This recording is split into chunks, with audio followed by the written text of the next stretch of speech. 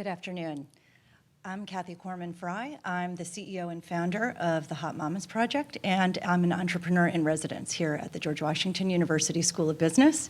I'm delighted to have everybody join us today online and in person for this episode of George Talks Business. Today are two very special guests. This is going to be a little bit of a different panel because we've got two women's entrepreneurial leadership alumna, and alumnae, I should say. This is Jade Root, who is a U.S. Army captain, a health and fitness coach, and an MBA alumna. We also have Anna Stewart, who is the founder and CEO of Gaucho Chica, and is also a University of George Washington University School of Business alumna. So let's get started with some questions that we know you all have, and frankly have asked before the session even started.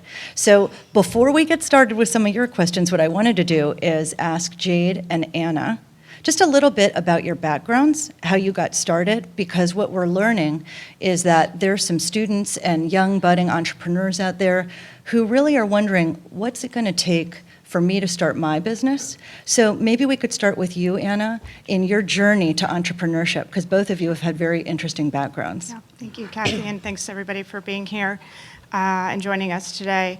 So my journey started pretty far back from when I was young, as far as I can remember, taking trips to Argentina with my parents and visiting my family there. I am a first-generation U.S. born, and my mother's born in Argentina, and my father's Italian.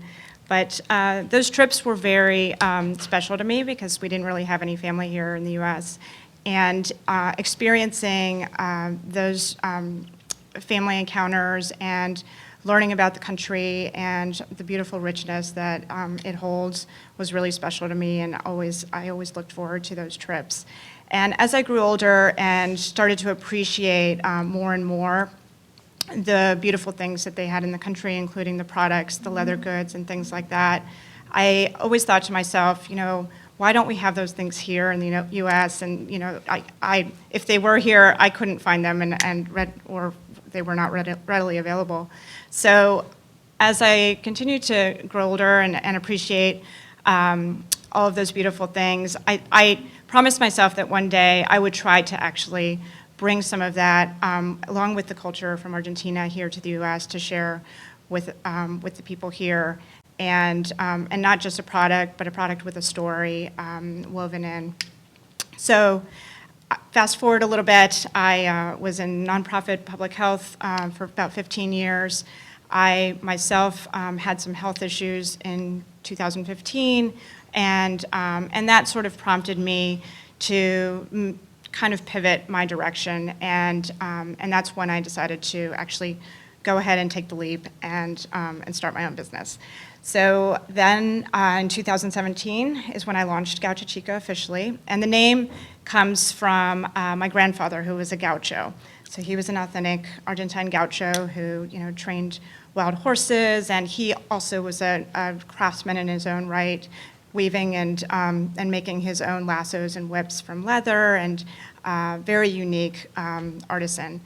So that's sort of how my journey began. It was a little accidental, not really planned, and I was older with, already had kids that were, tweens at that point.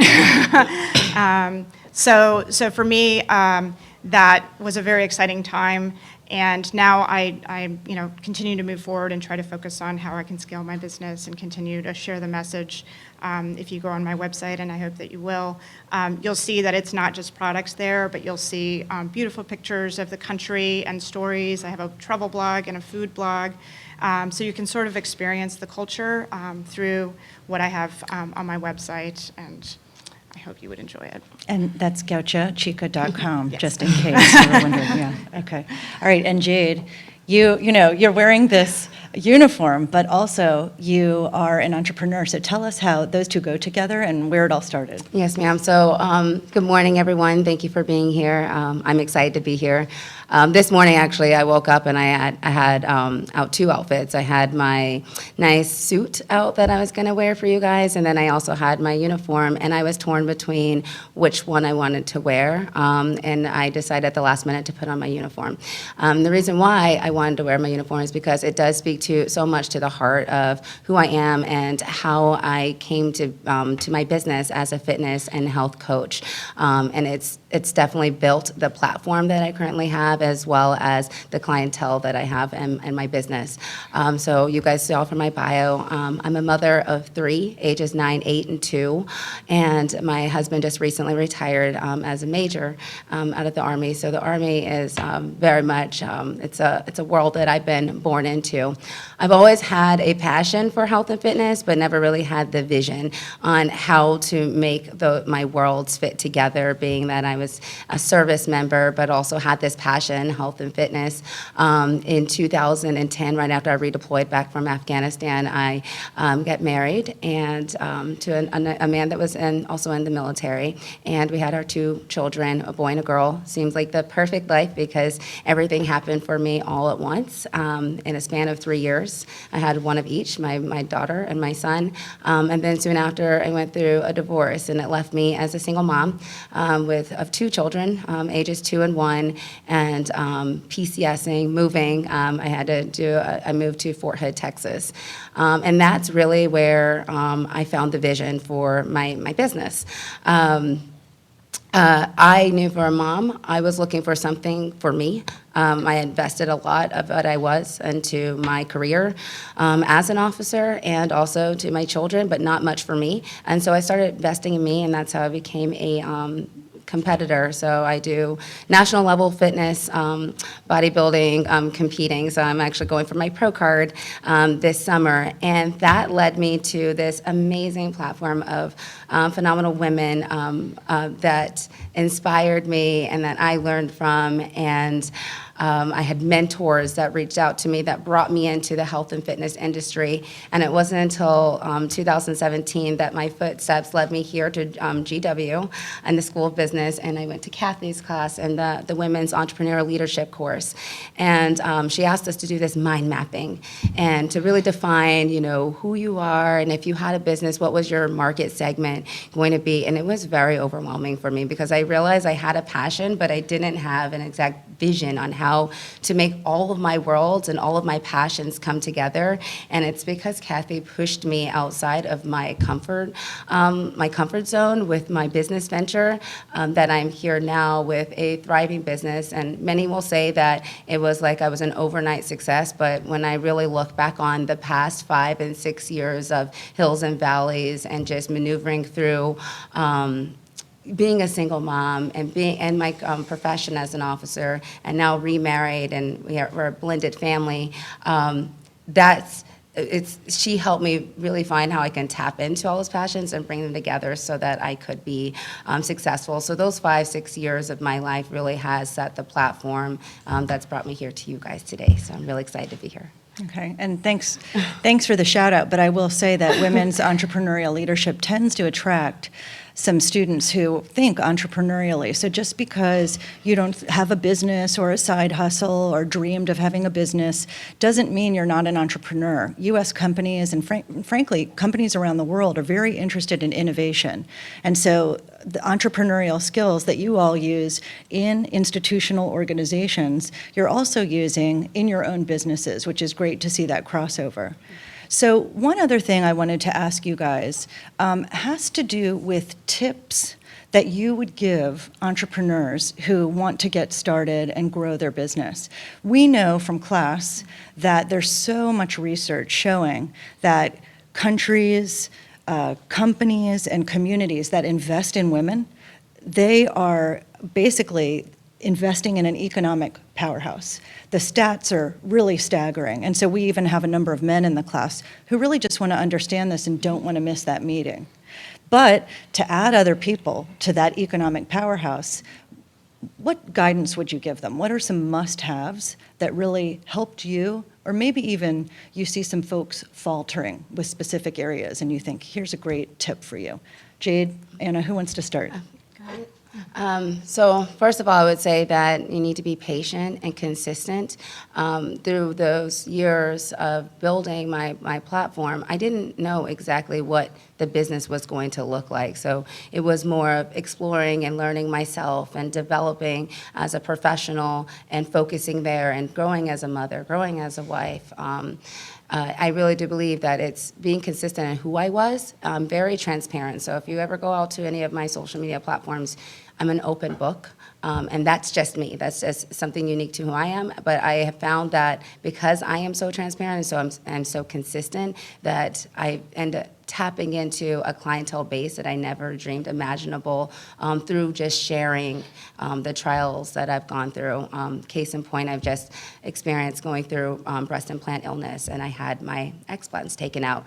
Not knowing and thinking about how this would align with my business, I ended up tapping into an entire new market segment of phenomenal women, strong women that needed that fitness and life coaching advice, and I was able to give that to them because I was relatable and we have something in common. So I would say being consistent and not expecting things to happen overnight and to have fun while you're doing it.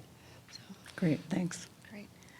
So I would say, in addition to that wonderful advice, that be aware of who you surround yourself with in terms of mentors, even your friends, because they can create something that really lifts and supports you, or be part of what doesn't let you get to where you need to go.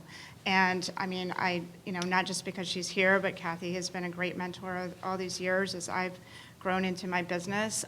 But your mentor can be, in the form of a lot of different type of people, and it doesn't have to be somebody who's in a high-level position or a professor, but somebody that you trust who makes you feel like the best person you can be, and gives you that strength and support regardless, of what's happening or what your circumstances are.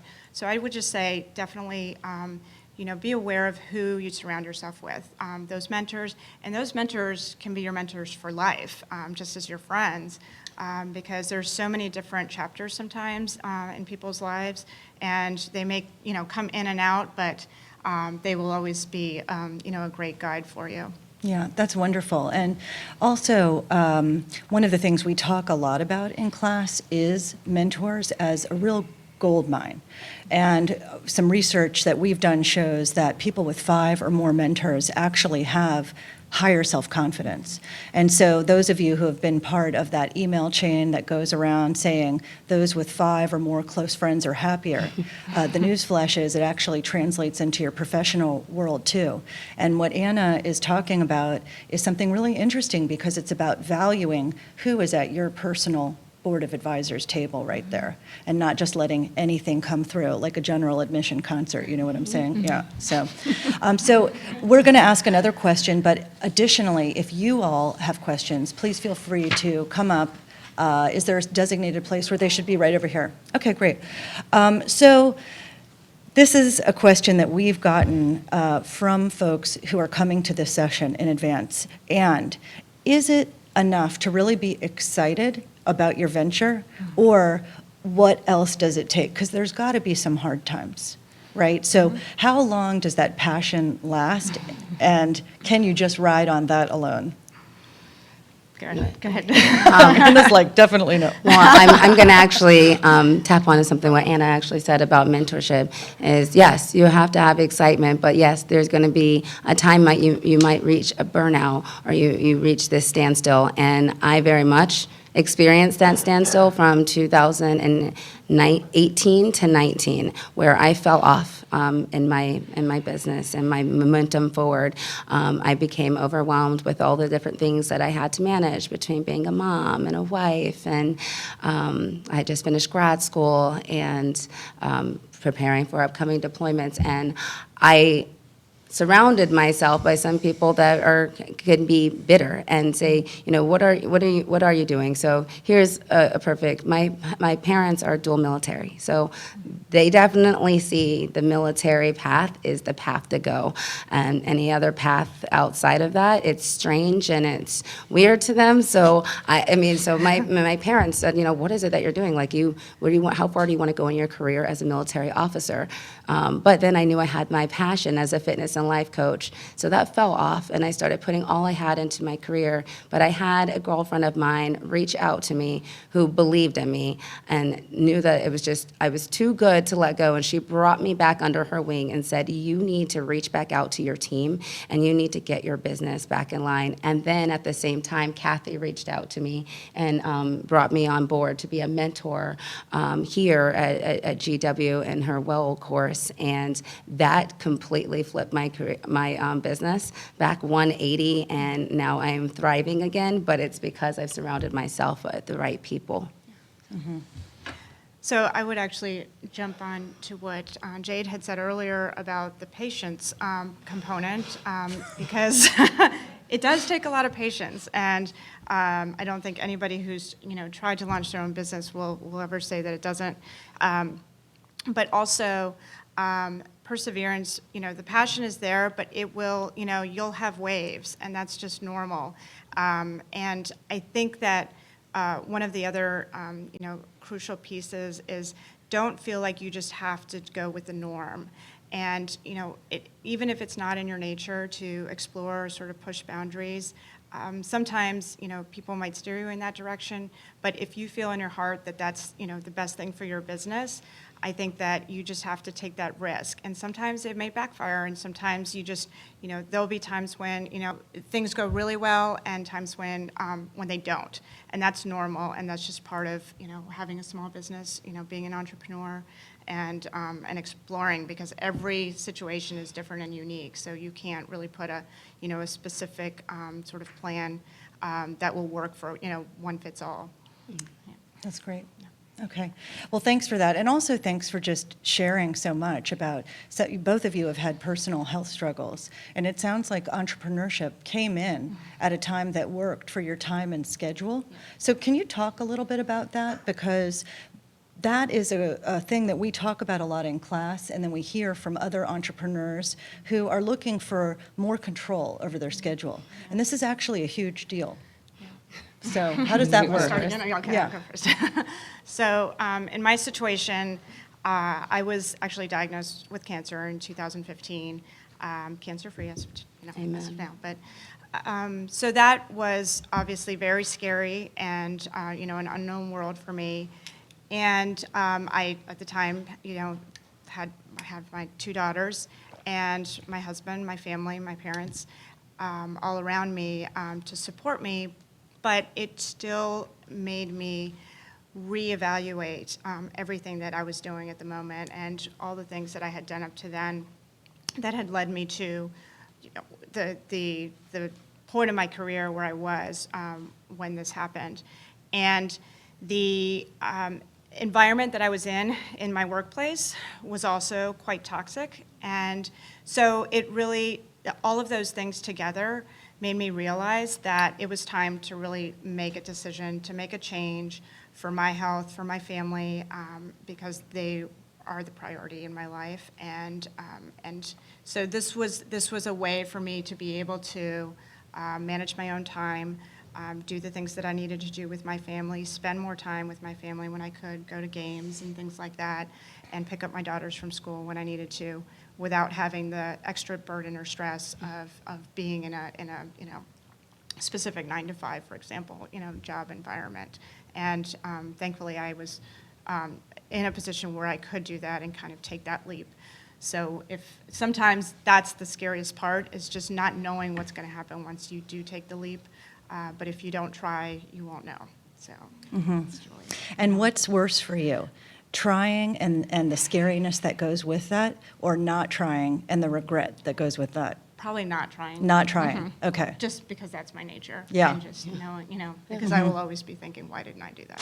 Or, No what would have ifs. happened Right. if I did it. Great, yeah. So I know we were talking about research and women entrepreneurs, and one of the things that they say is that women entrepreneurs often don't start their business until their 40s, and sometimes as late as their 60s, because we're waiting for the right time to take the risk that comes along with pursuing your venture. And so in the military, you'll often see that women will do about 5 years, and then oftentimes we get out because the stressors become too much, or because we want to give more back to our family, or we might want to pursue that venture. For me, when I reached that 5-year mark, I had considered getting out of the military because it just became too overwhelming for me, and I wanted to be there with my children. I wanted to be a stay-at-home mom and start my venture. But because I was going through my divorce and I now had 2 children that I was financially responsible for, in my mind at the time, the military was served. It was more stability offered for my children. And so I made that decision, but what I had to do also was I wanted to also pursue my passions, and so I found a way in which I could tap into a market segment and find the right alignment between what I do and then what I wanted to pursue in my venture. And I would say when it comes to those types of structures, some people may say, looking on the outside in, that I fit the mold as far as research and women not starting their businesses until their 40s after I'm received my retirement check. But in fact, I'm actually flourishing in my business because I found a way in order to combine what I do as a military officer and what I care about as a fitness and health coach, so that I can be dynamic and be able to achieve both of my passions.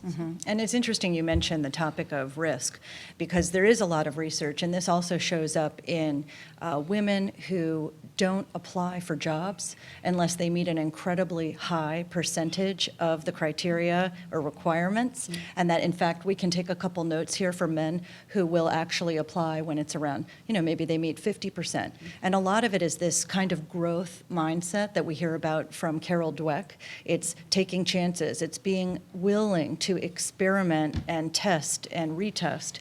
And so there's a flip side, though, to this risk, which is that women are actually incredibly good investments. They have more of a chance of actually paying back loans. And this is why you see things like Grameen Bank and other institutions that are just crushing it, because they are investing in these groups globally.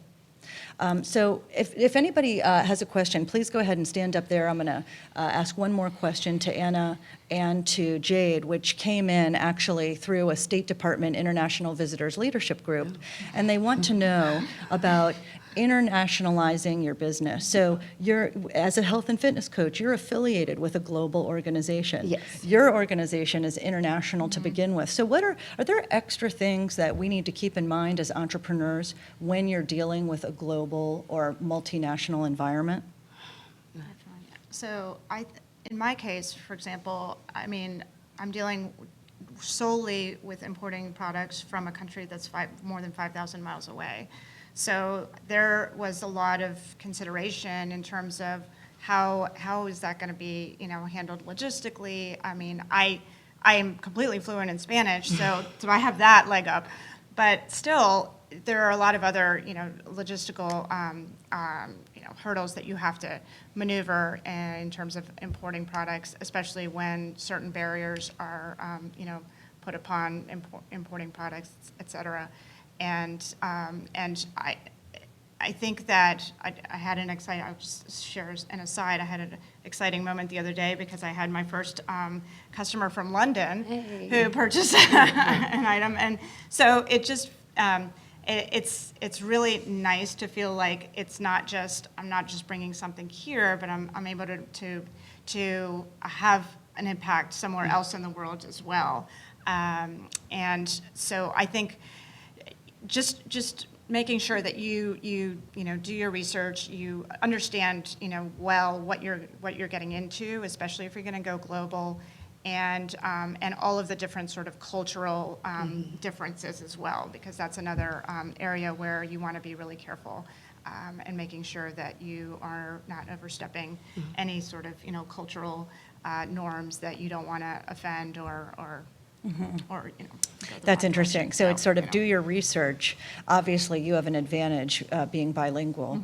And then additionally, it's sort of research the protocol, right? It's pretty interesting what you can find out. And one thing I will tell you is that there's almost too many resources available from the U.S. government in terms of doing your research for international markets. So be patient, to be patient, but it's there, and it's a really good resource. So Jade, what about you? Do you have folks that are interested from other places in the world and tracking what you're doing? Yes, so it's funny that you would say that there is too much information, because the organization that I'm in right down the street, I'm with the Joint Interagency Task Force, and what we do is we serve as a conduit for the Joint Special Operations Command, and we work with the interagencies. So we're working with a lot of the interagency here in NCR, and we do a lot of traveling around the world. This is DC, so we do acronyms. Oh, nobody National Capital does them. Region, Just- NCR. Yeah. Okay, so what I've learned through that, though, is the value of doing your research on the different cultures and understanding the culture that you're going to indoctrinate yourself within, right? When I was here at GW, we did a consulting project, and I went to Vietnam, and I did HR consulting. After that, I'm not really sure how much passion I felt for consulting. It was a lot of long nights, but this is what I did learn, was understanding the culture that you're in is how you're going to make the greatest impact and influence. And because of that, I actually ended up leaving Vietnam, and they were offering me a job to take the HR position that they had open. But I didn't take it. I came back to the military. But as a health and fitness coach, I started off with Team Beachbody, and that's really how my business ended up flourishing. And we actually started tapping into the market segment with London and Britain, and learning the different pounds and how they do their measurements versus how we may do ours here in the US. So I would say it's just understanding the culture that you're in, but also if you know who you are and who you align best with, it makes it very easy with social media now to be able to target who you best align yourself with. So even when you're looking at someone in Britain, I'm looking again at mothers that are looking to be fit, that may have limited time on their hands, and I can relate to them in that. So that's where we find our commonalities, and I would say that would be the most helpful, is identifying where you have those things in common with someone. And just one quick wrap-up comment before I see we have a question here, which is Anna and Jade are both talking about their life experience, which involves their families. And this is a little controversial right now in the women's leadership world, where you'll see interviews with people who say, I won't answer that question because you wouldn't ask that question to a man. Well, the fact is, number one, I bet we're pretty interested what the men would say. And number two, until we have a 100% amazing solution to this, we're going to keep talking about it. So that's kind of our philosophy here at an educational institution, okay? And then when we have a solution, we won't talk about it anymore. All right, so we've got a question over here. Yes, thank you. And thank you, Kathy and Jade and Anna. I have a question that I'd also love, Kathy, for you to tell us a little bit about the Hot Mamas Project as well, since we missed that earlier. This dovetails right off your last comment, Kathy, which is about motherhood. You've all shared that as a primary piece of your stories, and I think it really does inform your purpose of your business and how you work. My question is when we think about the measurement of the United States against other countries coming out of International Women's Day, a lot of the advice and statistics are around large-scale employers and things like that. What are the particular challenges or solutions that being a female entrepreneur that you could share with us in regards to that? Mm-hmm. Well, just in terms of stats and research, women in the U.S. still have the majority of caregiving responsibilities. So whether it's your kids or senior adults, women are still the primary caregivers. Additionally, the American Time Use study shows us that women have about half an hour less of leisure time every day. So this adds up to about a work month by the time you get through the whole year. So a lot of times what you'll see is a lot of women entrepreneurs being incredibly efficient. Okay, they are like machines. Seriously, they could run a small country. And but this is what we have to watch out for. So I don't know if it was in Anna's class, but it definitely was in Jade's class, where we talked about meeting strategy and pre-meeting strategy. This is like a whole world. If you Google it, it's really interesting to us. I don't know if it's interesting to everybody, but women will sometimes not take advantage of pre-meeting networking opportunities. They'll just show up for the meeting, take the notes, leave. But there's a whole culture around meetings and networking. So that's one of the areas where we see, let's be efficient, but not too efficient. Let's keep those relationships up and prioritize. I don't know how it's affecting you all, but maybe you could make a quick comment. So I absolutely agree. I think that women, just by nature, are just the caregivers, the nurturers who feel like that responsibility inherently to, whether they have children or not, but to still be caring for their families, caring for their friends, whatever it may be in their situation, and not necessarily putting themselves 100% there for whatever it might be, like Kathy was saying, whether it be a meeting or networking opportunities, because they are trying to do 150% a lot of the time, and that doesn't always work in their favor. So I would say that's definitely an area where if you can control that and allow yourself to be there and be more present for things like that, I think you would benefit quite a bit. And delegate, right? If you're Yes. doing 150%, delegate the 50% or the 75%, because the vast majority of entrepreneurs in the US are solopreneurs, meaning they don't actually have W-2 employees. Now, we don't know whether this means they have a large network of 1099 contractors, which you can see on things like Upwork and other sort of part-time platforms, which is a big thing. But just keep an eye on that. Make sure that you're not trying to clone yourself, which to date is sort of impossible, right? Maybe we could do a dog or something, but we still cannot be cloned. Okay. It's funny that you say that, because I actually just referred to myself as the Energizer Bunny the other day, because that's what I feel like. You have to be extremely efficient with your schedule if you want to, quote unquote, have it all, as they always say, you can have it all. As my days are long, I'm waking up at 4 o'clock in the morning to do what we call in Team Beachbody a power hour, and that power hour is reaching out to clients and finding new customers and reaching out with our girls that are on our team and connecting with them and seeing what they need help with. I think that's also how my business actually flourished into life coaching, because what I found was through fitness coaching, I was also starting to be a life coach to my clients, but not purposely. It just became this way because it was more of, when they come for a workout, they also need that moment to vent, whether it be something with the kids' dad or their husband or whatever, So I think that it's just having to find that way to be efficient, but also realizing that maybe, I hate to say it, I hope I don't get daggers coming at me, but you can't have it all. You have to be more reasonable about what are your top priorities, and then from there, manage what those are, and then ask yourself what you can do without, and that's where I'm at right now. I'm actually working through that with a personal life coach of my own on what things can I let go of so that I can be efficient and thrive with the things that I'm most passionate about. That's great. And on that note, I want to thank you guys so much for participating in this panel. We had fun even just preparing for it.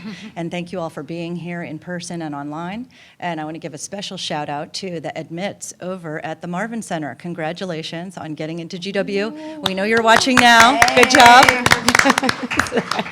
So I'd also like to invite you to the next George Talks Business Series, which is taking place on March 19th and involves somebody you may have heard of, Jerry Reinsdorf, who is a GWSB alum and the owner of the Chicago Bulls and the White Sox. So we look forward to seeing you then, and thanks so much for being here.